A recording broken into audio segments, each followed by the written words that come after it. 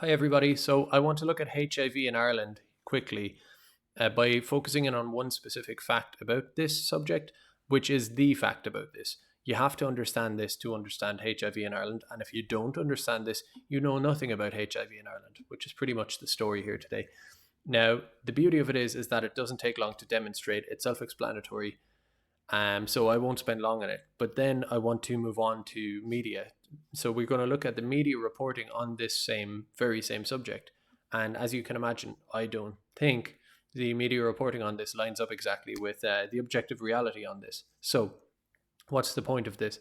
The point is to look at that gap and try to understand it. And this is the perfect case study for it, better than a lot of stuff I've seen. It's a teachable example of how the media ecosystem in Ireland works, how the news is made, why it's made, what it's for, like I say, how it works, and why it exists and what it is there to achieve, type of thing. So we'll go through that. But first, I want to look at this HIV stuff. So we're looking at the HPSC, which is the Health Protection Surveillance Centre Ireland, the most recent data. Now, this is the authority on data of HIV in Ireland, or of health statistics. 2018 stats, region of birth. Now, this is the point. In 2018, 21% of people diagnosed with HIV were born in Ireland. 71% were born outside Ireland, and 8% had no information on country of birth reported. So I'm going to take the liberty of guessing that 8% is largely foreign born.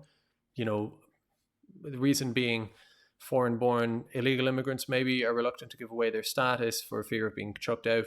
I don't know, that's my guess, but regardless, it doesn't hugely matter. But you're looking at roughly pushing on an 80-20 split. And the funny thing about this is that it's the overall population is the precise opposite. 80% of people in Ireland roughly are Irish born, and 20% of people roughly are foreign born. So it's the complete inverse. So that's a really, really heavy proportion you've got going on there. Now, there's other stuff related to this too. I don't want to do a deep dive on this. I will attach the report and you can look at it, and I will talk about it a bit more as we go. But more than anything I could say is this graph, right? Take a look at this. So, trend in rate of HIV diagnosis in Ireland by country of birth, 2003 to 2018. And one line here at the bottom is born in Ireland. The one above it is born abroad. And look, it just speaks for itself. This one, it troughs a bit, then it goes up, but it's in a different league to the Irish born HIV rate, which is kind of steady since 2003. And in fact, since about 2015 is declining gradually, but it's declining, right? So that's where we're at with that. And that's the foreign born one, which is, I won't quite say skyrocketing, but it's increasing drastically, right? Which is in line, of course, with the increase of immigration, in the last few years. So it kind of corresponds to that. 2018, it peaks and then troughs into the recession, and then it picks up, and then this could be basically a proxy graph for immigration into Ireland, right?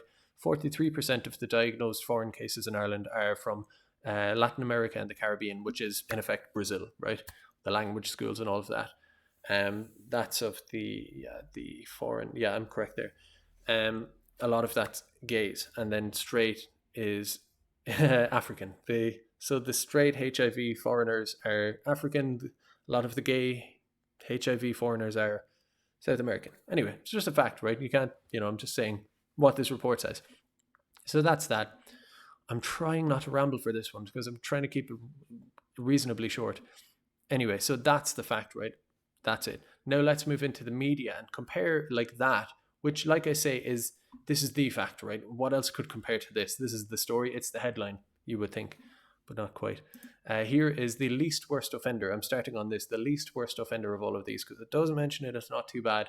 And it's from the Irish Times, from our friend Sorka Pollock. HIV rate across Ireland rose by 8% in 2018. Figures show. And then the subheading is state funding for HIV prevention drug will bring down diagnosis rates, as HIV activist.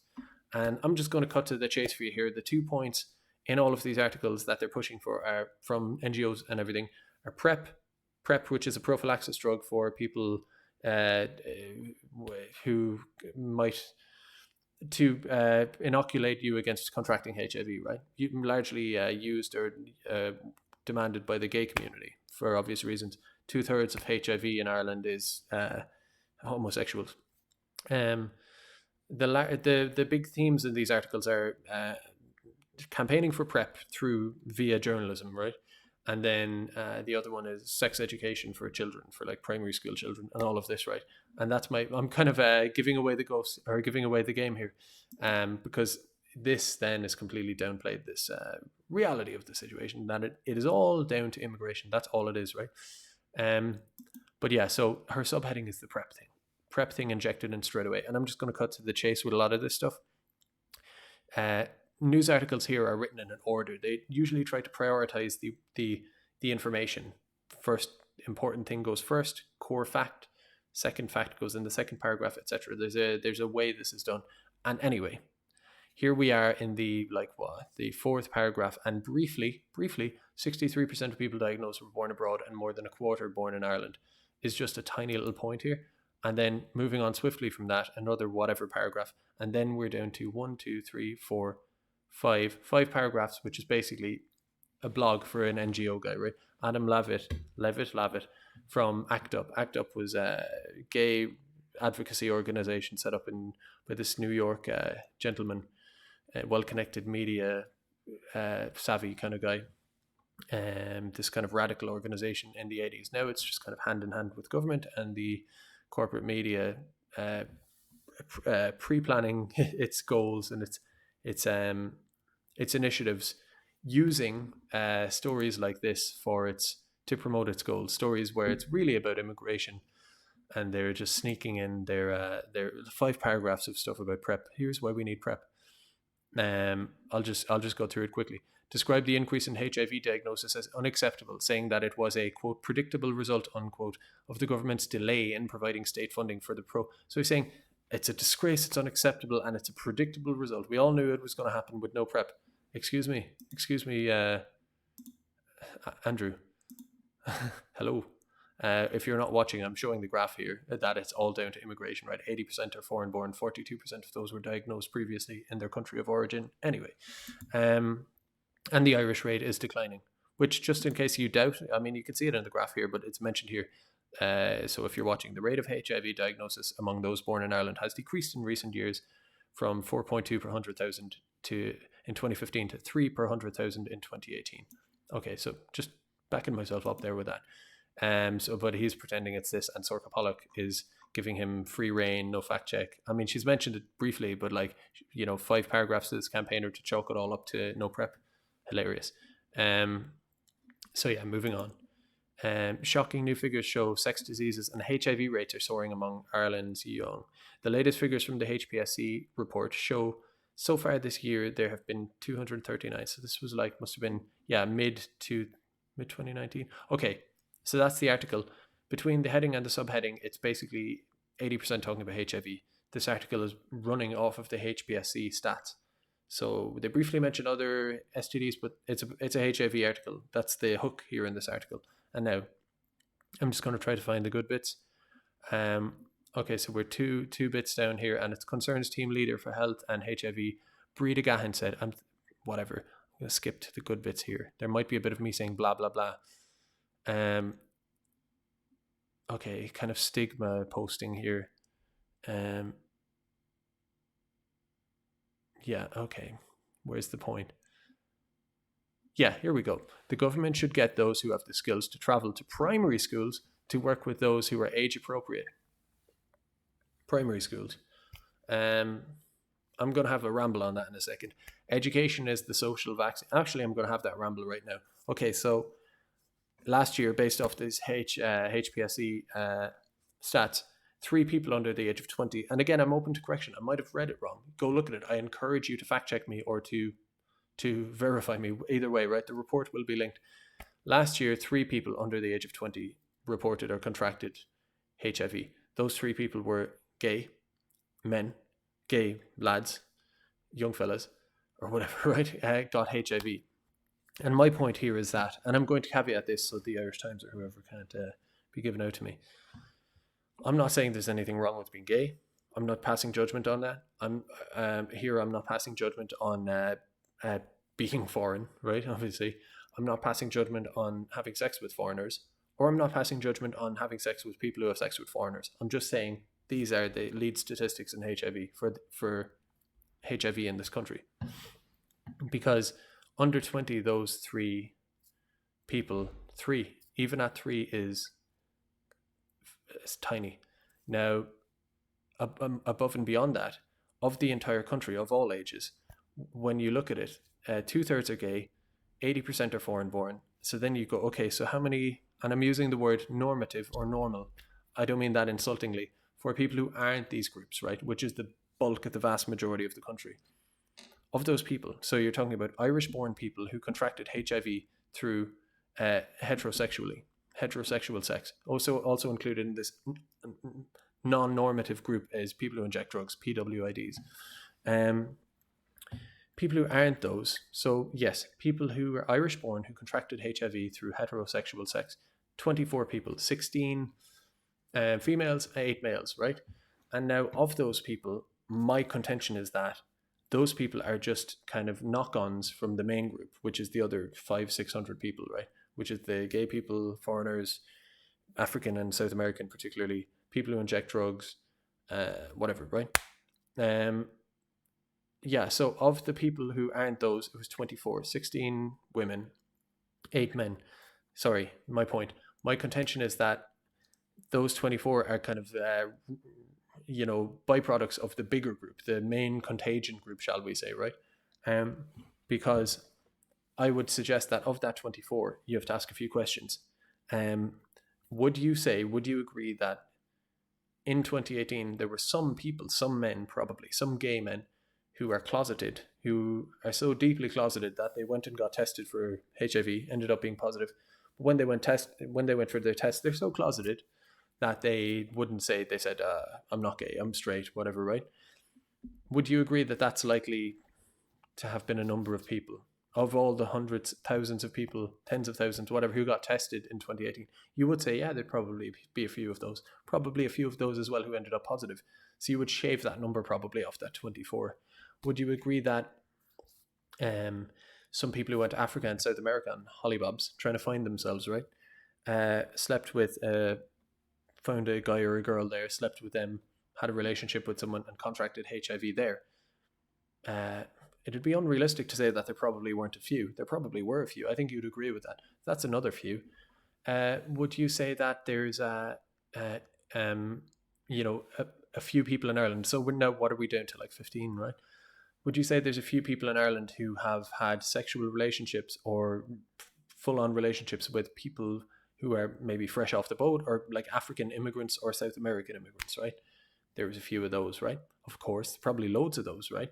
And of those, some people, Irish born, would have contracted HIV that way, right? So when you break all those down from the original 24, you're pushing down on 0 here, aren't you? Realistically, right? Of this, shall we say, figuratively speaking, this normative group, right? This bulk group of the population, heterosexual, non-drug injecting, Irish born people. And by the way, if you doubted my point about shaving down that 24 because they kind of contracted it from kind of these other groups, and maybe some are closeted and all that stuff, if you said, you're shaving the numbers down there for your own sake. Well, actually, I found that in 2018, the HPSC recorded for the first time trans as a category. And they had five trans people were diagnosed with HIV last year. Those 5 were all trans women, which is men who are man to woman, right?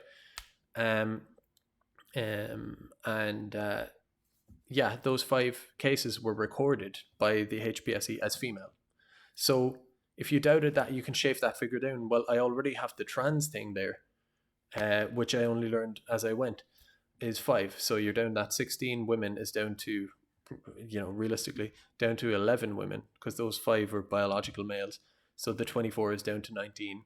That's before you even get started on all the other stuff. So my point is, there's an effective 0 rate, or pushing down on that anyway, of people who, basically the point is, if you're not gay, if you don't inject drugs, if you're not foreign, if you don't sleep with foreigners, and to some extent maybe if you don't sleep with people who sleep with foreigners, again, for those who want to condemn, I'm not passing judgment on that. I'm just saying that's the objective reality as outlined by the HPSC. If you're not in any of those groups, if you're a person who just I just don't happen to inject drugs, I happen to not be gay, don't really hook up with foreigner people, I hook up with people like myself, people I know, Irish people and all that. Well, that's this becomes rather irrelevant to you, this whole thing, statistically speaking, particularly, and then that magnifies itself for under 20s, certainly. And here we have this lady talking about, what did she say? It's above the picture with the condoms on it. Uh, yeah, yeah. Miss Gahan said we need to start educating children in primary school. Okay, so there you go. That's that. And I think in this one, I could be wrong. I will link it there. I don't want to linger too long. You can find out for yourself. I'm pretty sure in this one they don't mention. Well, they mention like, and again, the point is, if you want to talk to primary school children about having sex and genitalia and whatever else, right? Just say it. Right? You don't need to piggyback off this, which has nothing to do with it. Like I say, I will keep going back to this. Nothing to do with it, right? This is the HIV rise is attributed to this. So why are you using this news as a piggyback for it? To just say you want to talk to kids about genitals and stuff, and having sex and condoms and all this stuff. Just say you want to talk to primary school children about that. That's okay. You can say that. It's a free country. I mean, people will react a certain way, but just say that's what you want, right? You don't need to use this when it's not unrelated. As a nurse, I would go as far as to say it's too late to educate. Now, by the way, why are concern involved in this? Anyway, it's too late to educate kids at secondary school level. Hormones are hopping at that age. We should be informing kids in primary school in an age-appropriate way. I think around the age of 10 and 12 years. Anyway, sorry, excuse me. Whatever. Next one. Okay, so we go to, they're quoting again this, and I know there's an element of press release to this, but that doesn't explain the ubiquity of this whole thing. Let's name all these people. We've Sorka Pollock, this last one, which was a doozy, and the journalist just sat back like, Kira Phelan. This one, the Examiner, yeah, campaigners. The first word is campaigners. Beautiful. Campaigners say the government must tackle what they are calling Ireland's HIV crisis. Okay, I want to just get to the good bits, and I don't have them highlighted. I like to just read through. You can read along too if you're watching,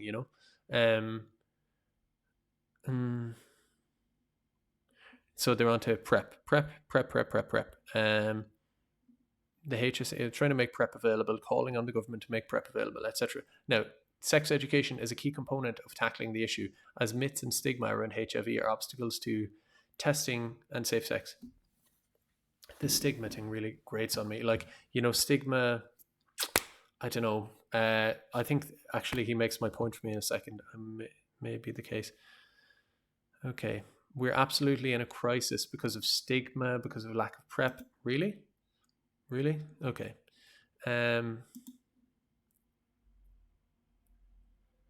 Yeah, okay, so this one, let's see if they mentioned immigration. This is my check here, just a quick check. They either mentioned it or briefly in the middle of things, or they didn't. I think they didn't mention it at all. Okay, moving on. They didn't mention this. Dublin Live. Dublin HIV group warns that the country is in, quote, crisis as new diagnoses continue to rise. PrEP is the subheading again. I mean, what? Tell the public what's going on, guys. Come on, please. Government must take urgent action to tackle Ireland's HIV crisis, campaigners claimed yesterday. The call, I love the call. The call comes as it was revealed, blah, blah, blah. So it's a different guy now, Noel Donnellan from the group ACT UP. And who wrote this one? Aoife Moore. We're absolutely in a crisis. We're seeing numbers in direct opposition to what's happening in Europe. Now, HPSE make it clear that because we record foreign HIV diagnosis, people who've been diagnosed abroad, but we diagnose them fresh in Ireland and add them to the stats, which isn't quite what every country does, it largely explains our crisis, so to speak. But they're ignoring that and just using it as an opportunity to pitch for free PrEP or whatever for gays, right? And then more gallingly, if gallingly is a word, and it's not a coincidence, we also have an outdated or non-existent sex education program compared to other countries too. Now, I hope I've made it clear already that, again, it's nothing to do with it. Unrelated. If you want sex ed, say you want sex ed, fine, different article. It's nothing to do with this. Where's the journalist? Where's the fact check? Where's whatever? and he's saying stigma is bad again, right? And this really pisses me off, this one, actually, because if you have anyone dear to you who passed away from cancer, as I'm sure most of you do, unfortunately, you would never judge someone who is diagnosed with cancer. Basically, his point there is you'd never judge someone who's diagnosed with cancer. Why would you judge someone diagnosed with HIV? I'm not saying HIV people are bad, or hate people who get it should be judged and hated or condemned or marginalized. Not at all. But you get HIV through sex. You increase your risk with more promiscuous sex, more unprotected sex, with injecting drugs, obviously, at the extreme end. But in terms of having sex, that increases your odds, right? And you might be unlucky and you might be responsible and maybe get it. But like, realistically, it's not getting diagnosed with cancer. That's very insulting. That I think it's a disgusting thing to say, to be honest. The campaigners say the lack of urgency from the government. Of course, the government then hop along and they all of this kind of it's all manufactured. This, okay. Prep, more prep. I'll say the word prep. Like, drink every time I say prep. Sex education has also been flagged as a key component of tackling the issue. This is an obsession. There's a component in our society, and everyone is talking about it at the moment with the radical sex ed. People are understanding this, but I'm understanding and reading this. There's an obsession which is completely not. It's not objective. It's not to do with. It's not, and this demonstrates it. And it's really weird. Okay, so sex education, again, not the issue here. Have I gone to the wrong article? The Oireachtas Education Committee last month called on the government to reform the sex education program, which has not been changed in 2 decades. Again, you can say what you want about it, nothing to do with this HIV spike. A spokeswoman for the Department of Health said reducing remains a priority. That's the end of that, right? That's that. Now we're on to the New York Times, which is not Irish news, but it's written by an Irish guy who resides in Ireland. Ireland diagnosed record number of HIV, the health data suggests. And then the subheading or the picture is ACT UP, again, given their... I mean, this is insanity. Look at these people being given such a... Look at this for a platform. The New York Times is one platform. But if you're watching, look at the tab here. All these articles, right? And it's not just them, it's concerned, it's other ones. Again, press release doesn't explain this. He says... I think this one does mention foreigners, but again, briefly, it's not the picture at the top. Again, why is this graph not the picture instead of a picture of a bunch of like these people standing here with their banners? So diagnosed record number, preliminary figures show that etc. cases. Okay, there's nothing too interesting here so far. Higher than the European average, but okay, they explain why it's higher, to be fair, in this one. In recent years, government, okay, drugs, okay. I'm just trying to get to the bit where they mention he mentions the okay, so the foreigner aspect of it. Many of these new cases involved migrants who were not aware of an infection and had come from countries with a much higher prevalence of heterosexual HIV transmission. Sub-Saharan Africa, yes. Mentioned there slightly, and then moved on from back to the ACT UP guy, Adam Levitt, to soapbox on PrEP. Now, why? I'm not being egotistical. Me, anybody else, whoever, right? Why can't they go activists, journalists, called for, or whatever that we must limit immigration from countries with HIV prevalent, high HIV prevalence, such as Sub-Saharan Africa and Brazil. If we must get immigrants, let's get them from somewhere that's not AIDS ridden, to be frank. How about we do that? And that explains the rise, and it would be the key, obvious, objective first way to lower or deal with the HIV rate in this country. Why don't they say activist said, activist Garrod, activist whoever said this about it? This is why, I would this platform given to these guys just to a soapbox to advertise for PrEP because they want PrEP, right? Now, funnily enough, they mentioned hookup apps, so Grindr. I mean, that's what it is, a lot of it too. And Dublin gays and urban gays in Ireland are put at risk by this because little known fact, Irish gays have a predilection for the old foreigners, and particularly these Brazilians and that. So, actually they're at risk through all this gay sex addiction through Grindr and all of that, and the amount of gay Brazilians who were running away from Bolsonaro and all of that over here.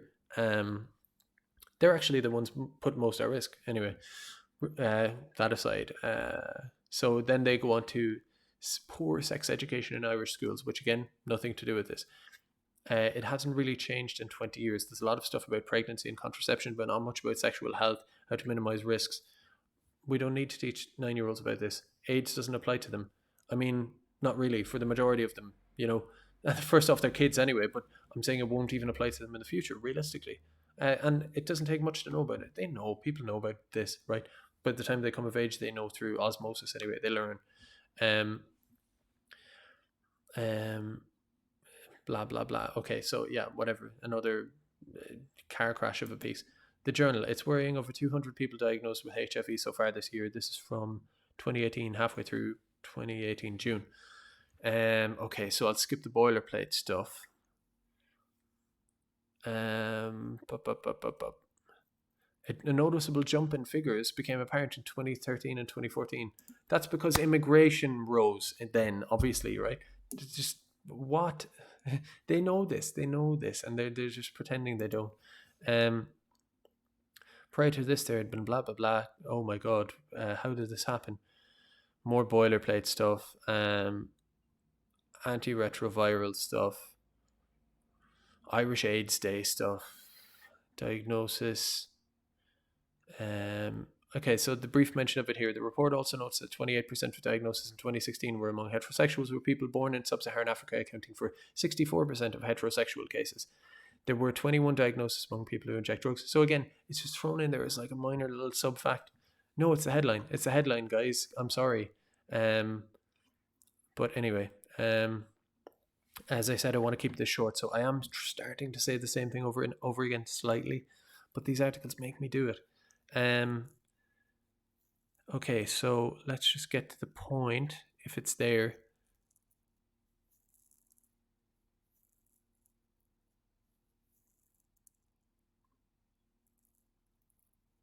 Okay, so they mention it again slightly. I mean, what do they get to here? I know there's something more galling in this. It's dead air alert. Terrain.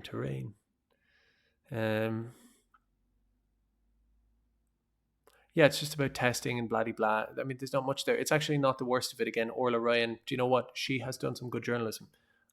Respect where it's due. Bits and pieces. Still works for the Journal. But this one, again, just like the Irish Times one, is the least worst, but it's still, it should be focusing on one thing in specific. Now, Joe for the lads, joe.ie. 145 people given the diagnosis so far. I think this one is pretty bad, actually, in Joe for the lads. Okay, let's get to the.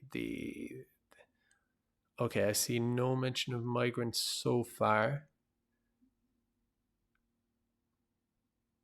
Sex education. So as it currently stands, there's no formalized sex education. So again, it's about sex education. Look, they did put up a graph. If you're watching, new cases of HIV over the last 13 years. It's like I don't know graphs very well, but it's a similar graph actually to the one I have, but it's just new cases of HIV over the last 13 years. I mean, you could give the same graph just with the second factor involved, broken down by where people were born, just as easily to fill that space, but they don't. Talks of the importance was spurred on by passing of a provision of objective sexual education bill at the Dáil just last week. So they're all going for it.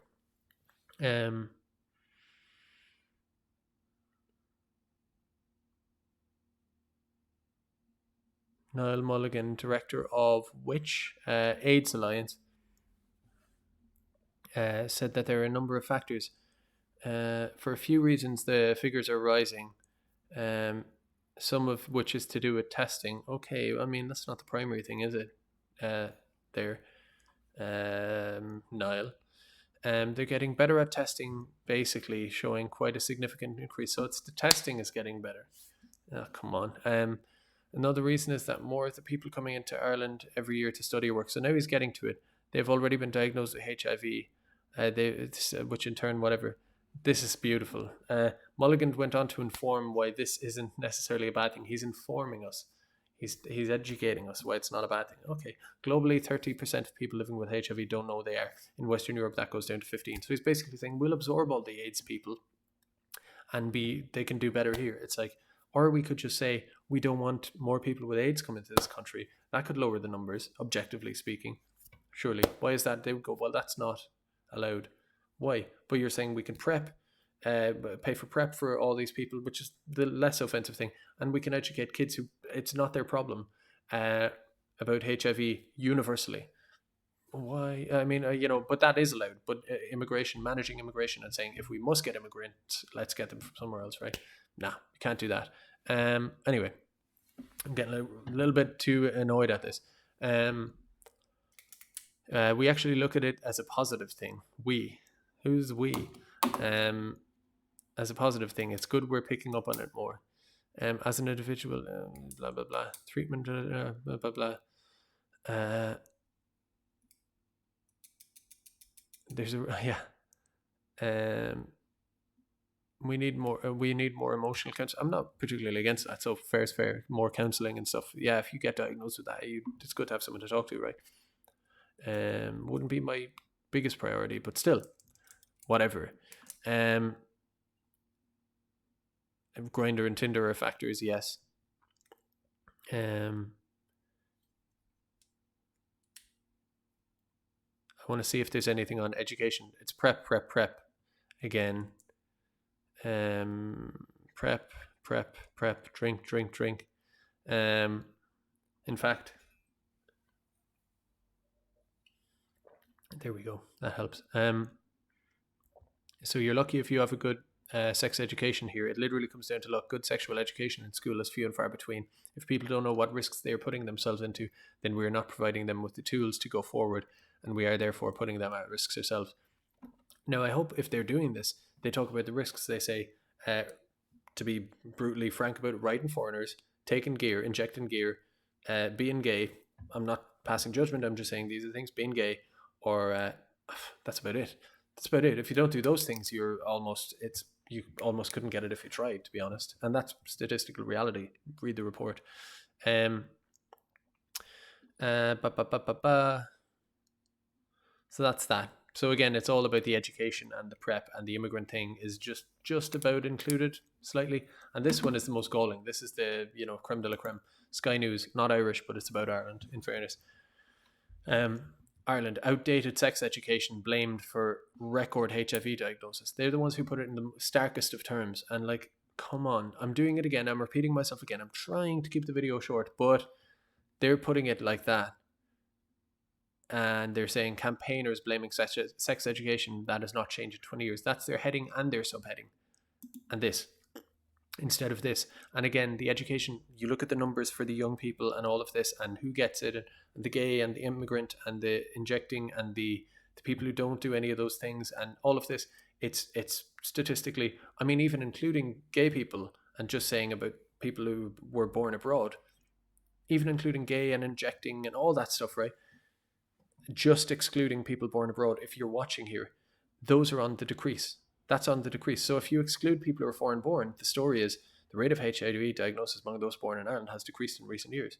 But yet they're saying outdated sex education blamed for record HIV diagnosis. If our rate is going down, and the only reason it's going up at all, overall, is people who just arrive here on a plane, then how the fuck could an outdated sex education thing be blamed for record HIV diagnosis? How do Sky News end up with this? How is it not vetted out?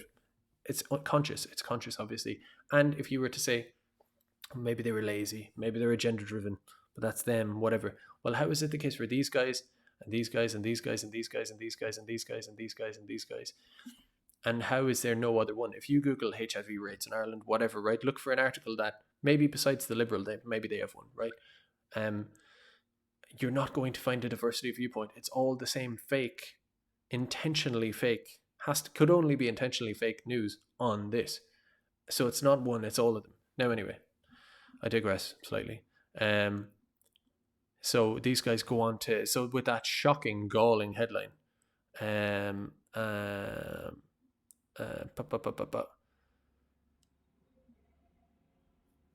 they're just general ranting about, not ranting, but just talking about HIV is contracted through this means and that. And so we're on to campaigners. Campaigners in Ireland have called for the rise in diagnosis, have called the rise in diagnosis of HIV crisis, and say a lack of urgency from the government is compounding the problem.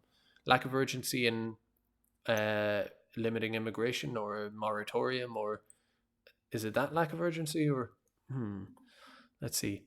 Ireland's outdated sex education program, a lack of preventative medicine, and blaming those who are diagnosed is fueling the increase, they said. I submit to you the graph. The problem is so severe that ACT UP Dublin, a group, blah, blah, blah, blah, blah, prep. Drink. Prep. They're trying to make the drug available. A lack of proper sex education, integral for tackling myths and stigma around HIV, is also being blamed.